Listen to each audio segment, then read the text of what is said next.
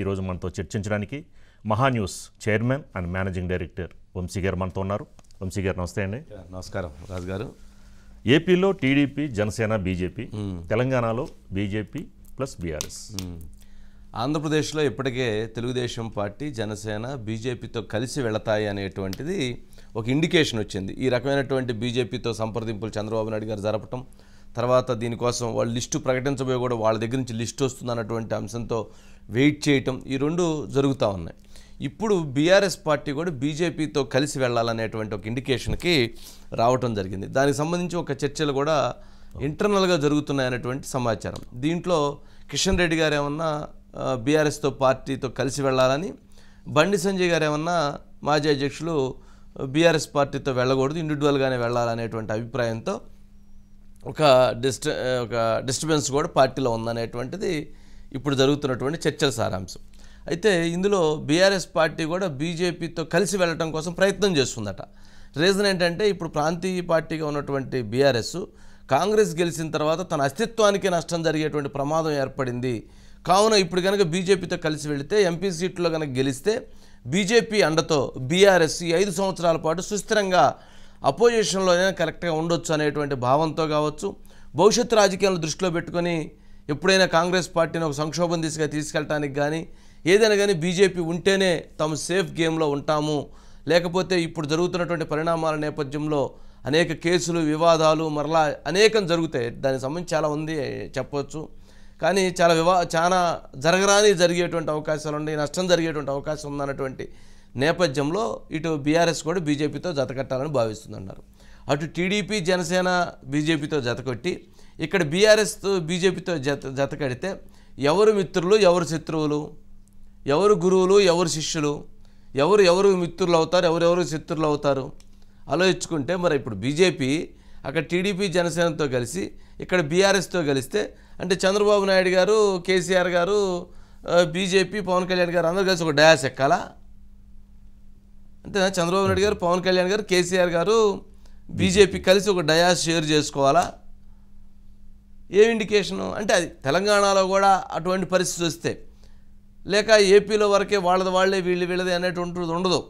ఎక్కడో ఒక స్టెప్, ఒక ప్లాన్ జరగాలి. ఎక్కడో దగ్గర ఒక స్టెప్లో కలిసి ప్రయాణం చేయాల్సిన పరిస్థితి కావచ్చు, లేదా ఇక్కడ Telugu Desam party, Janasena vote bank ఉంది కాబట్టి ఇక్కడ కూడా వాళ్ళ ప్రచారానికి రమ్మని కూడా వాళ్ళు ఆహ్వానించవచ్చు. చాలా జరగవచ్చు పరిణామాలు.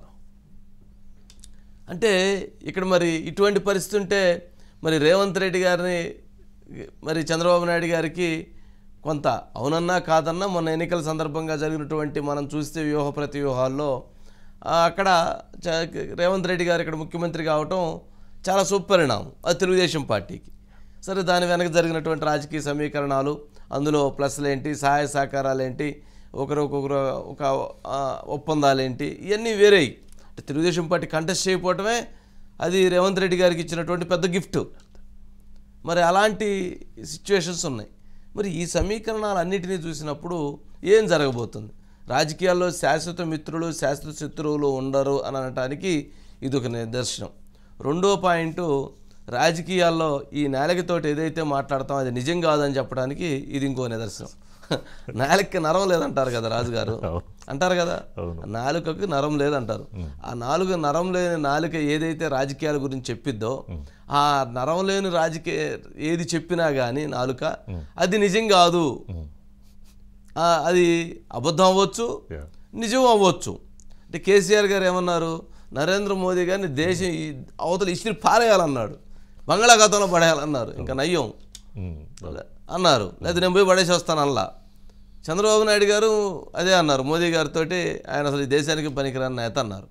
మరి ఇద్దరు అలాంటి ఇచ్చేసిన వాళ్ళే. మరి ఇప్పుడు ఇద్దరు కూడా వాళ్ళు కావాలి అనేటువంటి భావంతో ఎక్సర్సైజ్ చేస్తున్నారు, వాళ్ళ మెసేజ్ కోసం వెయిట్ చేస్తున్నారు. అంటే ఏం జరుగుతుంది అసలు ఈ రాజకీయాల్లో? ఏమి ఇండికేషన్స్ వెళ్తున్నాయి? ప్రజలకు ఏమి చెప్పాలనుకుంటున్నారు? ప్రజలు ఏమి భావిస్తున్నారు? రాజకీయ నాయకుల అవసరానికి తగ్గట్టుగా, రాజకీయ నాయకుల అవసరానికి కాంపోజిషన్లో వాళ్ళ అవసరాలను దృష్టిలో పెట్టుకొని నిర్ణయాలు మార్చుకుంటా పోతే మరి ప్రజలు ఎలా భావించాలి? అంటే ఇట్లాంటి చాలా అంశాలు చర్చకు వస్తాయి. కారణం ఏంటంటే బీజేపీ ఒక బలమైనటువంటి జాతీయ స్థాయిలో బలమైనటువంటి అత్యంత బలమైనటువంటి పార్టీగా మరోసారి అవతరించబోతుంది. ఇక్కడ జరుగుతున్నటువంటి కేసులు అంటే ఎన్నిటికీ మూలం ఏంటంటే మళ్ళీ కేసుల దగ్గరికి వెళ్ళాలి. సబ్జెక్టు చంద్రబాబు నాయుడు గారి మీద పెట్టిన కేసులు అవన్నీ సుప్రీంకోర్టులో వివాదంలో ఉన్నాయి, హైకోర్టులో వివాదంలో ఉన్నాయి. కేసీఆర్ గారి మీద ఇప్పుడు కేటీఆర్ గారి మీద ఇప్పుడు రేవంత్ రెడ్డి గారు పెట్టబోతున్న కేసులు ఇప్పుడు మళ్ళీ అన్నీ రెడీ అవుతున్నాయి. సరే ఇక్కడ హైకోర్టులో ఇది కాకపోయినా మళ్ళీ సుప్రీంకోర్టుకి వెళ్తాయి.